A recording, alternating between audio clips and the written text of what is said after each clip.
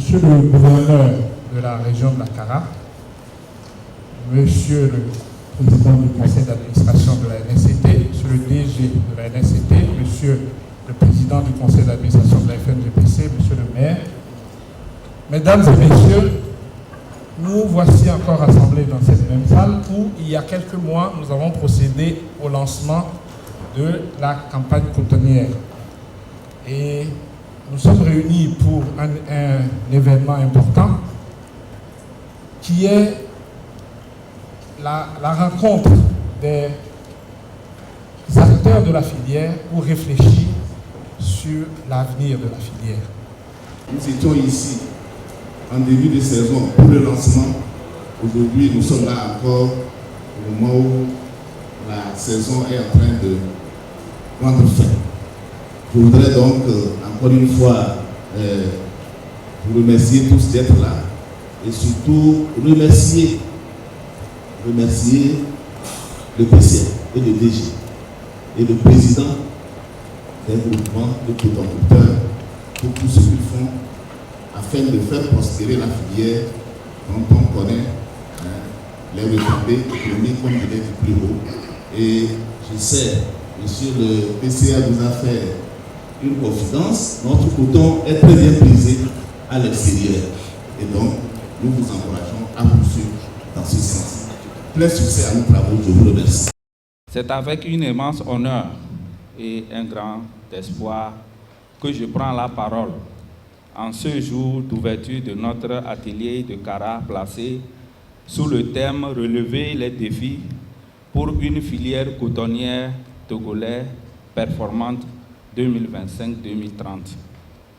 Cet atelier, pour nous tous, est un moment capital, car il incarne la volonté collective de bâtir un avenir prospère et durable pour le coton togolais, une culture qui demeure pour les milliers de familles une source de vie, de dignité et d'espoir. Avant toute chose, je voudrais, au nom des producteurs de coton du Togo, exprimer notre profonde gratitude à son Excellence, M. Faure Eswazam Nyasingbe, président du Conseil, qui a permis de porter le prix du coton graine à 300 francs le kilogramme et de stabiliser les coûts des intrants depuis les campagnes 2022-2023 jusqu'à aujourd'hui, malgré la flambée des prix sur le marché international. Mesdames et Messieurs, chers acteurs de la filière, l'état des lieux de notre coton appelle à la fois fierté et lucidité.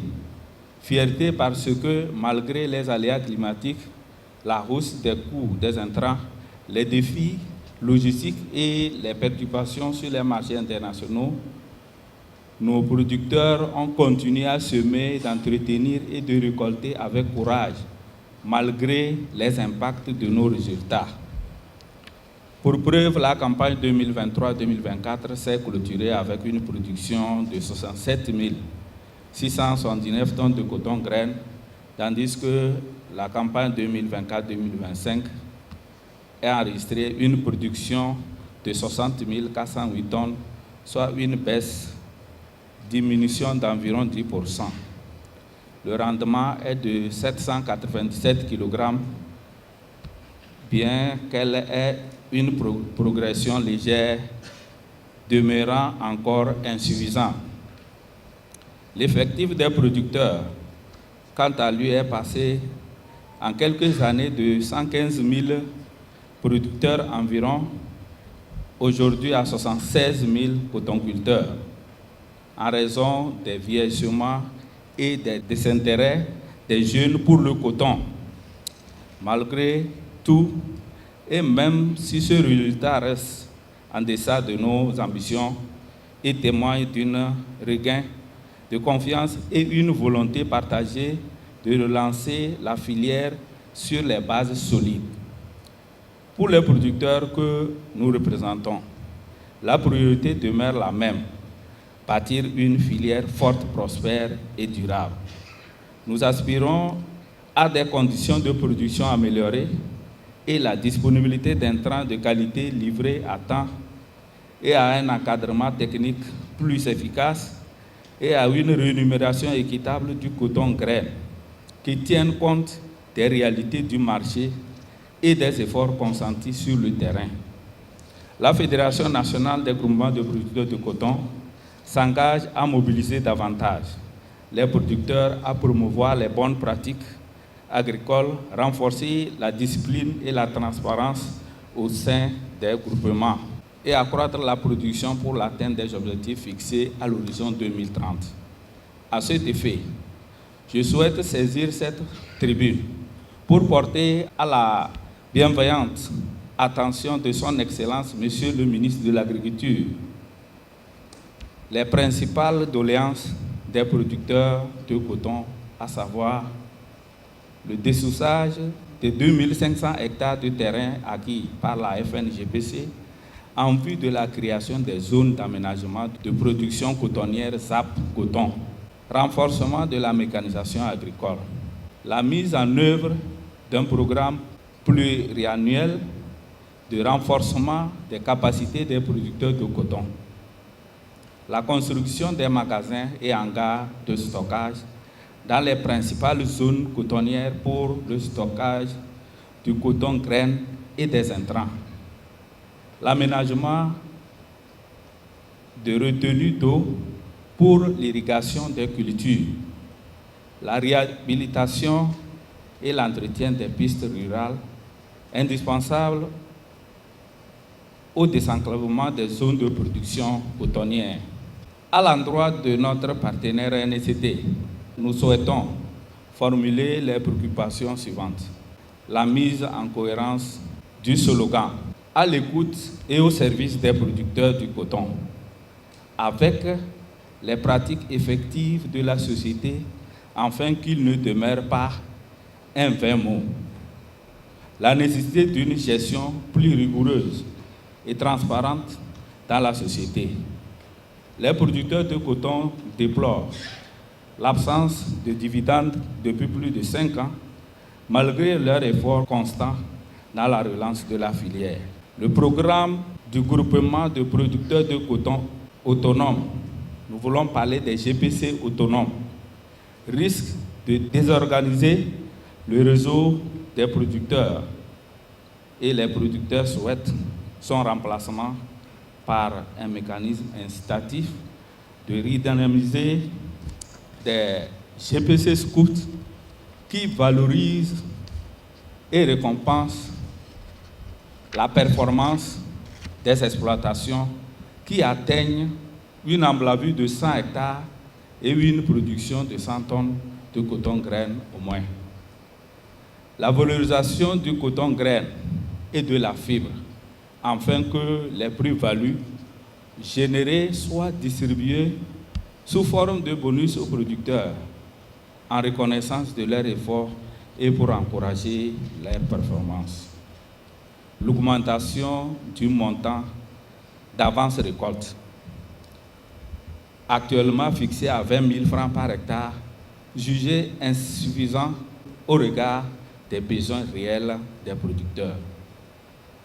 Nous croyons fermement qu'avec le soutien du gouvernement et l'accompagnement de la NCT et l'appui constant de nos partenaires, nous pouvons augmenter significativement notre production dans les années à venir.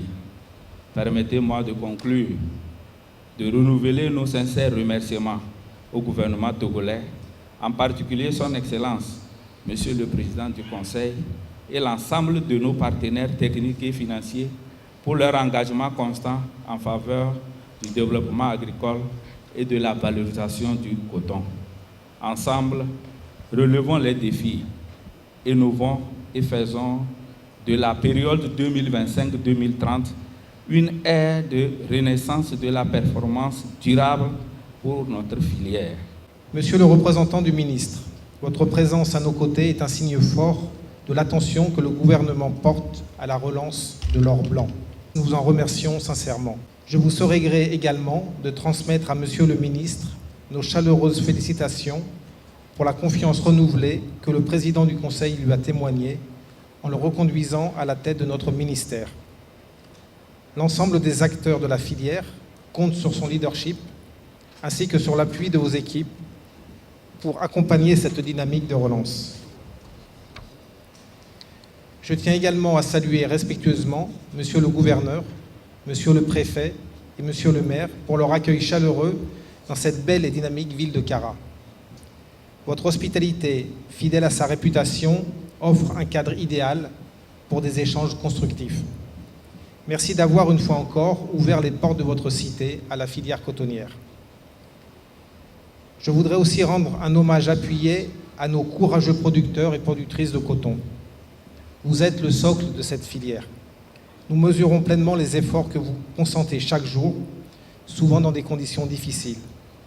Votre détermination, votre engagement et votre foi en la culture cotonnière forcent l'admiration.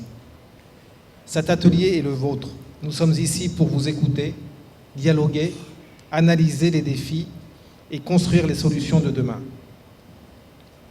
Mesdames et messieurs, le constat qui nous réunit aujourd'hui est sans équivoque. Malgré les efforts déployés, les batailles gagnées, la production cotonnière n'a pas atteint les niveaux escomptés ces dernières années. Il ne s'agit pas de nier cette réalité, mais de l'affronter avec lucidité, courage et détermination. Le thème de notre atelier, relever les défis pour une filière cotonnière togolaise performante 2025-2026, traduit une ambition forte et partagée. Il incarne notre volonté collective de redonner au coton la place stratégique qui lui revient dans notre économie. L'équipe de la NSCT est pleinement consciente des enjeux. Notre engagement est clair. Analyser sans complaisance, proposer des solutions concrètes et surtout agir ensemble, dans la confiance et avec efficacité. Il est temps que notre production cotonnière retrouve non seulement son niveau d'antan, mais qu'elle s'adapte aussi aux nouvelles réalités. Changement climatique, exigences de compétitivité, impératifs de qualité et durabilité. Avec l'appui de tous, mon équipe et moi-même prenons ici l'engagement solennel de recréer un climat de confiance, d'agir avec responsabilité et de mettre en œuvre les décisions issues de nos échanges. Vos préoccupations, vos idées et vos propositions seront au cœur de notre plan d'action commun. Chers participants, je souhaite que ces 3 jours de travaux soient collaboratifs, riches et sincères et résolument tournés vers des solutions concrètes. La NSCT est prête, notre équipe est mobilisée. Je forme le vœu qu'à l'issue de cet atelier, nous repartions avec une feuille de route claire et partagée, guidée par une conviction simple. Le coton togolais a un avenir prometteur si nous le construisons ensemble. Je renouvelle enfin nos remerciements aux plus hautes autorités de notre pays pour leur soutien constant. Je vous souhaite à tous et à toutes plein succès dans nos travaux. Je vous remercie. Je ne pouvais pas prendre ici la parole sans émotion quand je vois parmi les participants des visages comme Sa Majesté Lando Tchandema de Tchamba et comme Bodé, donc de braves cotonculteurs que je connais depuis plus d'un tiers de siècle. Et je pèse mes mots. Nous sommes en 2025. Depuis 92-91, je les connais dans la cotonculture. Ici, aujourd'hui, après un tiers de siècle, ils se retrouvent ici pour partager leur expérience. Ça veut dire que cette rencontre est bien partie pour capitaliser non seulement beaucoup de choses, mais pour vraiment, comme venait de le dire le DG, rendre le coton togolais et lui donner son avenir promoteur. Mais je pense que les uns et les autres l'ont dit, quand on est passé bien sûr de 200 000 producteurs il y a un certain nombre d'années, aujourd'hui à 76 000 cotonculteurs, il y a bien sûr de la matière à se dire que nous devons aller justement à la reconquête des cotonculteurs. Surtout qu'on sait que depuis ce temps, la population togolaise a augmenté. Donc, il va sans dire qu'un accroissement réel pour une production qui devait rester attractive, le nombre de cotonculteurs aussi allait augmenter. Et si pendant que la population togolaise s'est accrue, le nombre de producteurs a reculé, nous ne pouvons pas chercher à expliquer pourquoi la production est à ce niveau.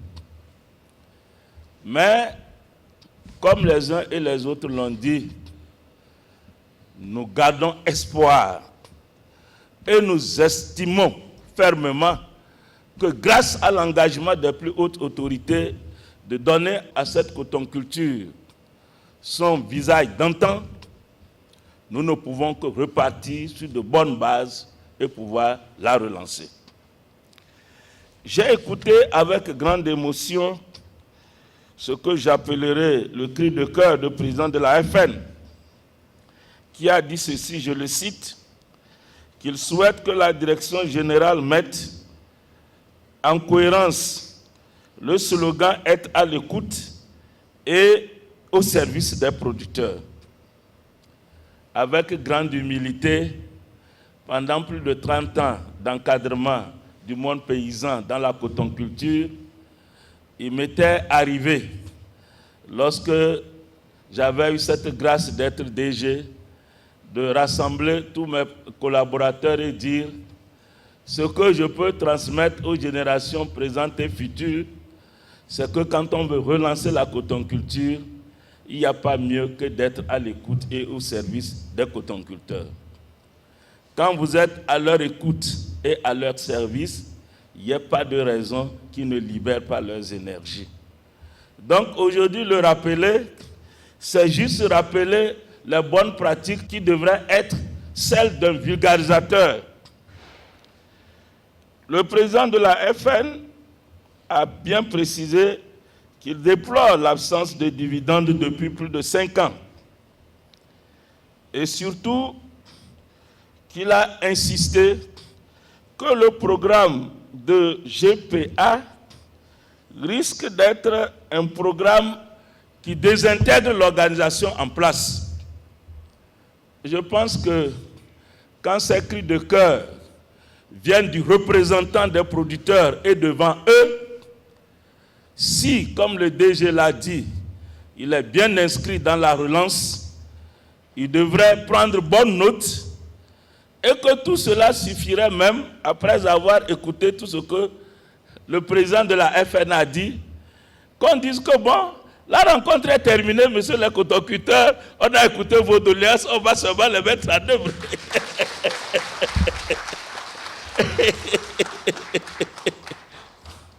Mais je comprends que parfois, derrière les mots, derrière les souhaits, il doit y avoir des échanges, des mises en œuvre. Et le président dit aussi ceci, un encadrement de proximité performant.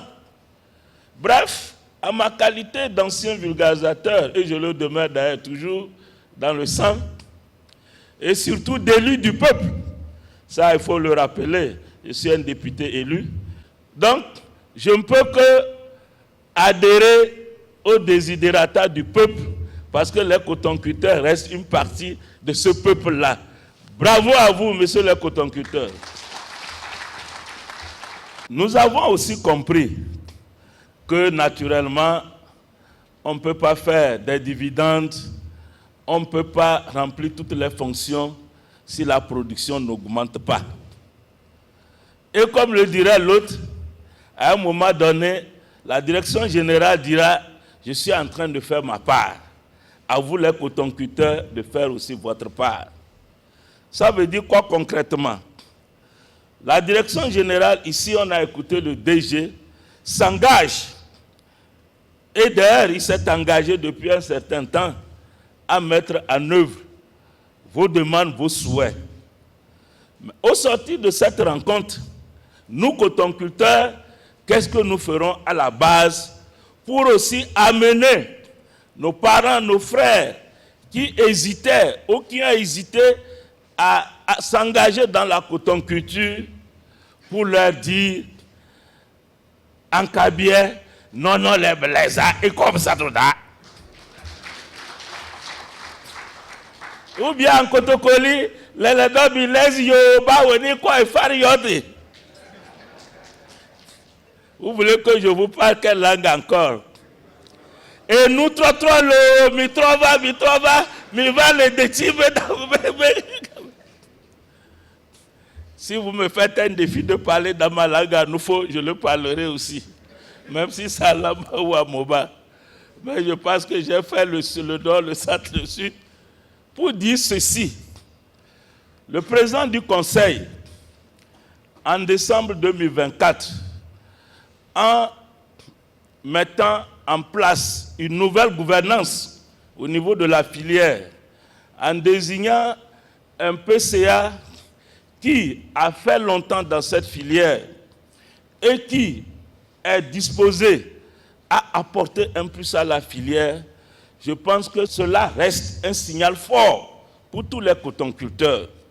Aussi bien les cotonculteurs que la direction générale, que le président du Conseil, en faisant ce choix-là, c'est un message fort pour donner un nouvel élan à la cotonculture togolaise. Et le Conseil d'administration, sous ma gouverne, il veillera à ce que la direction générale reste toujours à l'écoute et au service des cotonculteurs pour que les cotonculteurs puissent libérer leurs énergies pour que d'ici, avant même 2030, pourquoi pas, nous sommes en 2025, pourquoi pas dans les 2-3 campagnes à venir, nous puissions partir de ces 60 000 tonnes à 200 000 tonnes minimum pour ce pays. C'est le vœu le plus cher des autorités de ce pays. Et vous constaterez qu'à ce niveau de production, vous verrez, il y aura beaucoup de retombées. Non seulement ces dividendes dont vous parlez vous seront versés, mais c'est toute l'économie togolaise qui ressentira cela. Parce que ici et là, les usines de transformation de notre produit vont se multiplier, c'est une valeur ajoutée. Les unités de production d'huile vont se multiplier, c'est une valeur ajoutée. Aussi la production vivrière, et j'insiste beaucoup, connaîtra un regain substantiel. Je l'ai dit ici, ailleurs, et je répète, un agronome convaincu, et je le dis avec humilité, avec la connaissance aujourd'hui que je peux clamer ici et ailleurs de toutes les pratiques agricoles de ce monde, je peux dire ceci. Faire le coton, c'est en même temps donner une chance aux autres spéculations. Comme ce producteur brésilien que nous avons visité, et bien qui nous a émerveillés avec 20 000 hectares de coton, 20 000 hectares de maïs et 20 000 hectares de soja. Et les 3 spéculations faisaient leur bonne rotation. Et ce producteur, en même temps qu'il gagnait très bien dans son soja, gagne très bien dans son maïs et gagne très bien dans son coton. C'est ce qu'on appelle une agriculture savante et équilibrée qui permet aux différentes spéculations de s'entretenir les unes des autres. Ça veut dire quoi concrètement? Faire le coton ne veut pas dire abandonner le maïs ou le soja, pas du tout. Ça veut dire qu'on peut entretenir ces spéculations-là et gagner dans toutes ces spéculations. Le président du Conseil, son Excellence Fort Essodimna Nyasingbe, a donné toutes les chances à la cotonculture de se relancer. C'est à nous les différents partenaires de jouer notre partition pour que d'ici 2-3 ans, nous puissions atteindre les 200 000 tonnes et en esprit d'équipe et de synergie. Donc, c'est sur ces mots que je ne pourrais que souhaiter plein succès à la suite de vos travaux. Je vous remercie. Je voudrais avec vous rendre un vibrant hommage au président du Conseil, Son Excellence M. Fort Essodimna Nyasingbe, pour ses multiples initiatives et actions en faveur du monde rural et sa volonté de faire de l'agriculture le pilier central de notre développement. Je vous prie, monsieur le représentant, directeur régional de l'agriculture, de transmettre nos vives félicitations et admirations au ministre. Je ne saurais passer sous silence mes remerciements à vous tous ici présents. Remerciements pour votre mobilisation et remerciements pour votre présence, chers producteurs et productrices. Et je veux surtout saluer l'ardeur, la passion et la volonté qui animent chacun de vous de contribuer à relever les défis qui ont été énumérés tout à l'heure. Relever ces défis et faire de votre filière un levier stratégique de l'émergence du Togo à l'horizon 2030. La filière cotonnière possède en effet le potentiel et les ressources pour tenir ce rôle de premier plan dans le développement économique de notre pays et de notre région, la région de la Kara. Le coton a longtemps été l'une des richesses principales de notre région. Le coton a structuré et structure toujours nos territoires. Le coton soutient les revenus de nombreux ménages de nos terroirs. Le coton fait vivre nos marchés locaux. Et le coton fait vivre et doit continuer à faire vivre la vitalité de nos communes. Mais les difficultés que rencontre la filière ces dernières années appellent donc à un sursaut collectif. Ces difficultés invitent tous les acteurs du secteur à prendre leurs responsabilités et à agir solidairement pour apporter des solutions durables, des solutions concrètes et innovantes, des solutions qui rassemblent et qui contribuent à la dynamique de relance que nous souhaitons tous, que nous recherchons tous. Et c'est pour ça que je dois saluer cette initiative de la NSCT et de la Fédération nationale d'ouvrir, avec l'accompagnement du ministère de l'Agriculture, cet espace de dialogue constructif pour permettre à la filière cotonnière de retrouver sa vitalité et de s'ouvrir de nouvelles perspectives.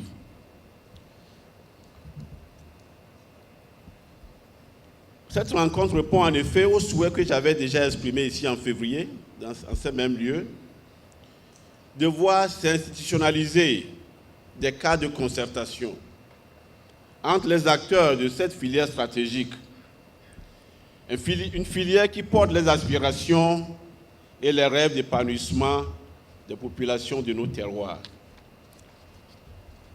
C'est pour ça que, mesdames et messieurs, chers participants, distingués producteurs et productrices, les autorités régionales et locales qui sont conscients des défis qui viennent d'être énumérés, réaffirment leur pleine disponibilité à accompagner votre filière dans toutes ses activités sur le terrain.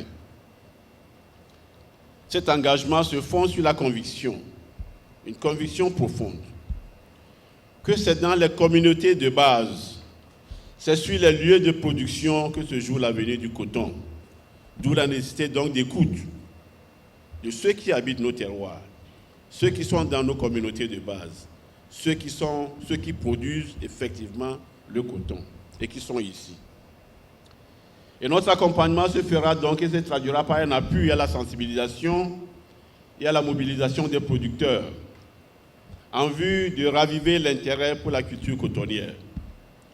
Notre accompagnement se traduira aussi par une meilleure coordination entre les services déconcentrés de l'État, la NSCT et la FNGPC pour un suivi rapproché des activités régionales. Et enfin, notre soutien et accompagnement se fera par le soutien actif à toute autre activité de proximité que vous serez amenés à mener sur le territoire régional. Et mon souhait, c'est que cet atelier puisse marquer le commencement d'une nouvelle ère pour le secteur de l'or blanc au Togo.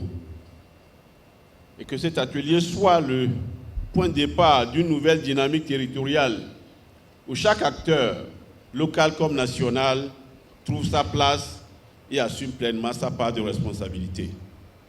La région et ses autorités se tiendront toujours à vos côtés pour accompagner durablement la mise en œuvre des résolutions et des recommandations qui seront issues de vos travaux. Et donc, c'est sur cette note d'engagement, chers amis, que je me permets de souhaiter plein succès à vos travaux et je vous remercie. C'est pour moi un réel plaisir de présider l'ouverture de cet atelier placé sous le thème évocateur « Relever les défis pour une filière cotonnière togolaise performante 2025-2030 ». Mais avant toute chose, je voudrais exprimer mes remerciements aux organisateurs pour avoir choisi la belle région de la Kara et la ville de Kara pour abriter ces réflexions aussi importantes. Je salue chaleureusement Monsieur le gouverneur, Monsieur le préfet et Monsieur le maire pour leur engagement aux côtés des acteurs du monde rural. La tenue de cet atelier à Kara n'est pas un hasard. Elle traduit la reconnaissance du rôle central joué par les producteurs de cette région dans la vitalité du coton togolais. Mesdames et messieurs, la filière coton n'est pas une option pour notre économie. C'est une nécessité, pilier de l'économie nationale, pourvoyeuse d'emplois et principale source de revenus pour des milliers de familles rurales. Sa performance est indissociable de notre souveraineté économique et de notre objectif d'autosuffisance alimentaire. Il est un symbole de résilience rurale et de la prospérité nationale. Pourtant, les dernières campagnes ont montré la fragilité du système. Les défis sont réels et multiples. Dérèglement climatique, problématiques de mécanisation, retard d'approvisionnement, manque d'engouement de certains producteurs, défis de compétitivité. La production est en deçà de son potentiel. Malgré les efforts consentis par l'État, notamment la revalorisation du prix payé aux producteurs et la stabilité du coût des intrants. Ces difficultés ne sont pas une fatalité. Elles sont un appel à la responsabilité collective et à l'action. Devant cette situation, je resterai un partenaire engagé et facilitateur. Notre rôle est de créer un environnement propice à l'investissement, à l'innovation et à la rentabilité de tous les acteurs, surtout ceux qui sont en première ligne, les producteurs. C'est pourquoi je veux vous réitérer ici et maintenant l'engagement du gouvernement à soutenir la mise en œuvre des conclusions de cet atelier. La feuille de route 2026-2030 qui en sortira recevra l'accompagnement nécessaire aux côtés des acteurs que vous êtes. Mesdames et messieurs, nous nous emploierons à poursuivre les réformes structurelles pour moderniser la filière, accompagner la filière à renforcer sa résilience face aux chocs climatiques et économiques et améliorer sa gouvernance, promouvoir une approche intégrée de la production à la transformation locale pour capturer davantage de valeur ajoutée ici, au Togo, et créer plus d'emplois. Je lance donc un appel solennel à tous les acteurs, en particulier à la NSCT, à la FNGPC. Cet atelier doit marquer un tournant décisif. Je voudrais exhorter tous les acteurs ici présents à parler vrai, à identifier sans détour les causes profondes des contre-performances et à formuler des propositions concrètes, mesurables et applicables. Nous avons besoin d'engagements réciproques et d'une feuille de route dont le suivi sera rigoureux. La relance de la filière coton est une bataille que nous devons gagner. Et nous la gagnerons ensemble dans la concertation, la transparence et la confiance mutuelle. Le gouvernement, sous le leadership du président du Conseil, Son Excellence M. Faure Esozimna Gnassingbé, a réaffirmé sa détermination à faire du secteur agricole un levier de croissance inclusive et durable. Le coton doit retrouver son rang d'or blanc, fierté du monde rural et moteur d'une économie locale plus forte. Mesdames et messieurs, je tiens, avant de terminer, à adresser une mention spéciale à vous, chers producteurs et productrices de coton, car vous incarnez le visage résilient et laborieux du Togo profond. Votre dur labeur, souvent méconnu, est le socle sur lequel repose cette filière. Je forme le vœu que cet atelier marque le début d'un nouveau cycle de performance et de confiance. C'est avec cette espérance que je déclare ouvert l'atelier national sur la relance de la filière cotonnière togolaise. Fin de citation. À venir avec nous à l'entrée du palais pour un photo souvenir de